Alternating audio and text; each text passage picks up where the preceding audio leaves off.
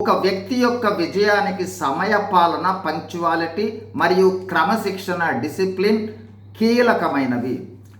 ఇవి రెండు దగ్గర సంబంధం కలిగిన గుణాలు.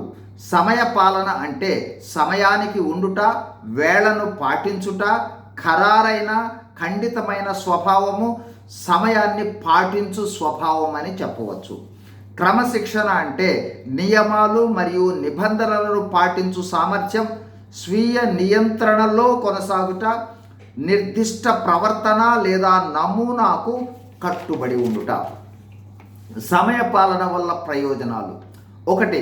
సమయ పాలన విలువైన ఆస్తి, తన పట్ల మరియు ఇతరుల సమయం పట్ల గౌరవాన్ని తెలుపుతుంది. 2. ఆలస్యాన్ని నివారించి పనులు సకాలంలో త్వరితగతిని పూర్తి చేయగల సామర్థ్యాన్ని ఇస్తుంది. 3.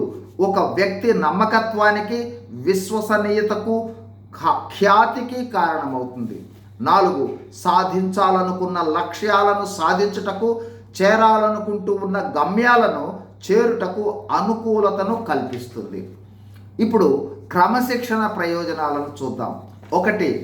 ఏ ప్రదేశంలోనైనా, ఏ సంస్థలోనైనా, మరే విధమైన పనులలోనైనా పనులు సమర్థవంతంగా పూర్తి చేయుటకు అవసరమైన నిర్మాణాత్మక వాతావరణాన్ని సృష్టిస్తుంది క్రమశిక్షణ.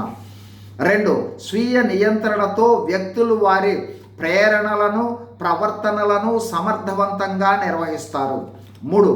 క్రమశిక్షణ వలన వ్యక్తులు లక్ష్యాలపై దృష్టి పెట్టి వాటి వైపు స్థిరంగా పనిచేస్తారు. కావున సంస్థ ఉత్పత్తి చేయగలిగిన శక్తి పెరుగుతుంది. 4. వ్యక్తిగత విజయానికి, వృత్తిపరమైన విజయాలకు పునాది క్రమశిక్షణ. సమయపాలన పాటించే వ్యక్తి క్రమశిక్షణ కలిగి ఉండే అవకాశాలు ఎక్కువ. క్రమశిక్షణ కలిగి ఉండే వ్యక్తి సమయపాలన పాటించే అవకాశాలు ఎక్కువ.